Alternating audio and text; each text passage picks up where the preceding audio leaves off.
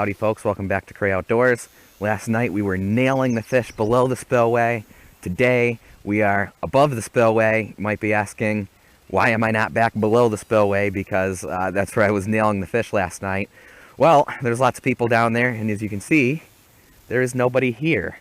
So why not try the lake above the spillway? And honestly guys, I also just want to show you, it has less to do with the spots and more to do with time of year in Western New York. It is game on right now. Did pretty well trout fishing earlier today. Check that video out. I was nailing the walleye and a secret spot earlier this week. Check that video out. The fish are stacked down there below the spillway.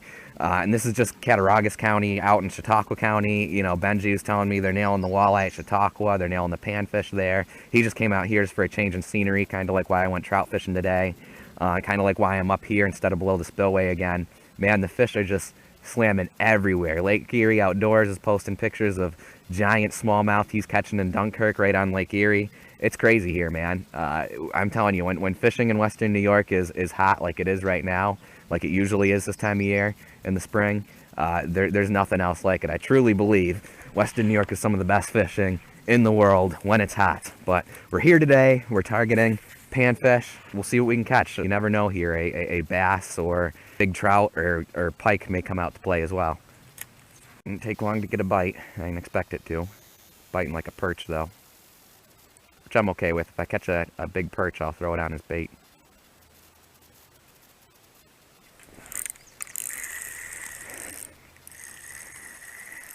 See what we got. Big sunfish. I mean, panfish like this are just slamming everywhere this time of year. Nice big sunny. He's hooked in the mouth. Actually, he's not hooked in the mouth, so we might end up keeping him. And check out that sunfish, hand size, 8-incher easily. See the panfish action. We'll cast and see how long it takes to get another bite. I'm guessing it'll be less than a couple seconds. It's right before dark too, so they're gonna be hitting extra good. There's the bite. Oh, and I missed him. They're hitting though.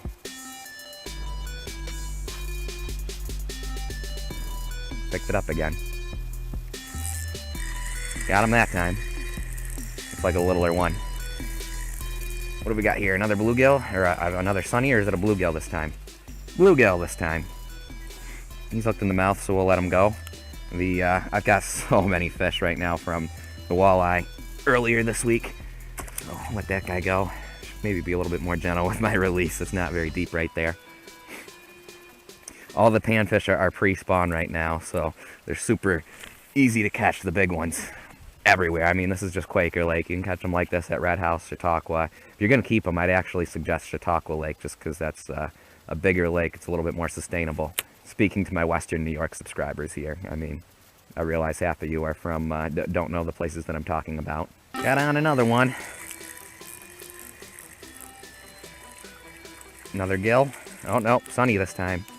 Another decent sized one. I mean, again, they're all going to be decent size this time of year. There's another, boy, that first one I should have measured. That first one might have been, I mean, these are like 8-inch. Well, you might be 7.5 inches. First one might have been pushing 9. I better go down there and release some. That's pretty shallow there. We need a new worm now. I hate it when they bring it towards you. So much higher to hook.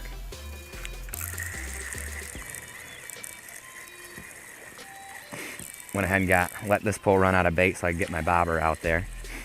If I catch one small enough, I'll throw it on as bait and try and catch a pike. Because, you know, with all these fish up in here like this, the pike are usually not far behind them. That one's a smaller one. Ooh, do we want to throw him on as bait? Hopefully we can catch one a little bit smaller than that. Oh, it came off.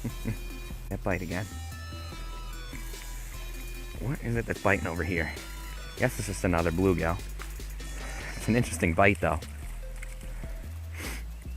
Just another bluegill. This one's a smaller one. Of course I'm using a butter worm, so that usually catches smaller ones. Can start using barbless hooks. Boy. Here you go, buddy.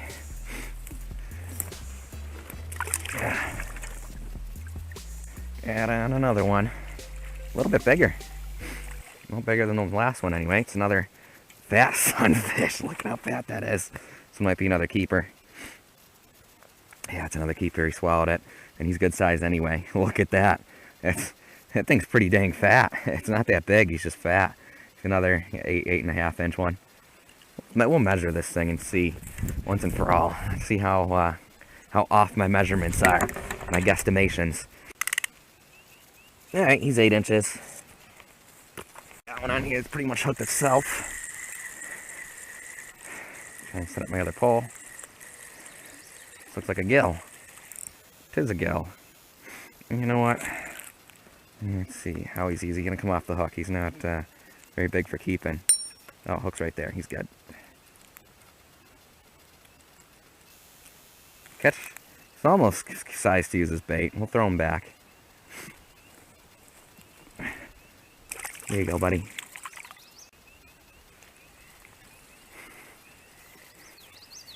Not biting very hard all of a sudden. It's calmed right down out here, which is nice. It's gorgeous, but it slowed the fishing down a little bit. Let this fish go.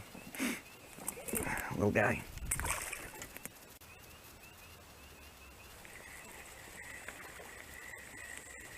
He feels a little bit bigger. Glad I got this bobber going since it's calmed down out here. It's it's slowed down. It's a very light bite now. I'm not getting any action on the sinker anymore. Calmed down. The fish are a little bit spookier now. But let me tell you, I mean, look at this.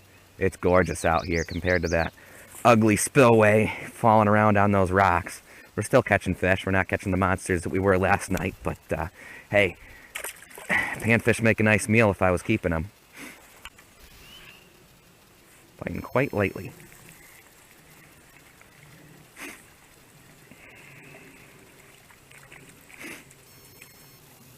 They're getting smaller. Alright, you know what? Here's a little one that swallowed it. I think we're going to throw this thing on that bobber over there. I'm just going to rip the hook out, and I'm going to throw this guy on that giant hook there. And this is the time of night that the pike start hitting. So we're not going to be gentle with this thing. We're going to throw this thing on the bobber. I've caught big bullhead and catfish down here doing this technique as well. Got on, what have we got this time? Little perch. Not that little. It's hooked in the mouth, otherwise I'd switch him out for... I'd switch him out with that sunfish I've got on the other pole that I'm using as bait. Tend to do better using perch as bait, but we'll let him go. He's hooked right in the mouth, and for this lake he's decent size, so... That one finally. Fishing's really slowed down. I think it's a bullhead.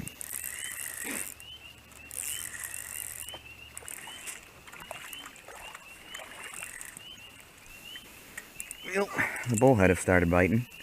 Cool, he's right in the mouth too. Good size one.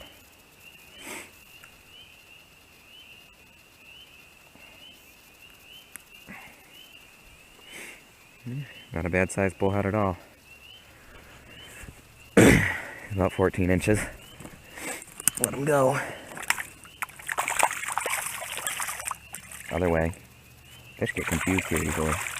There he goes. Freaking beaver right next to me.